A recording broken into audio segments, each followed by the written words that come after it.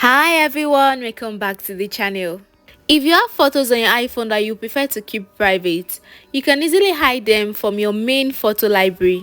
This feature allows you to keep sensitive images out of sight without deleting them.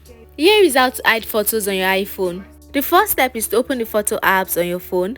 Launch the photo app on your iPhone, then browse through and select the photo you want to hide. Next, press the three dots icon.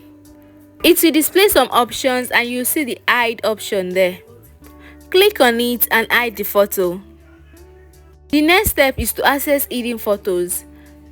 Go to the album section and under utility you will see hidden. Unlock it with your Face ID or password to access the hidden photos.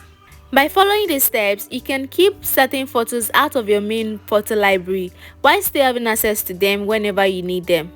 And that's it guys. Thank you so much for watching this video. If you found it helpful, please like, comment and subscribe, and I will see you in our next one. Bye bye.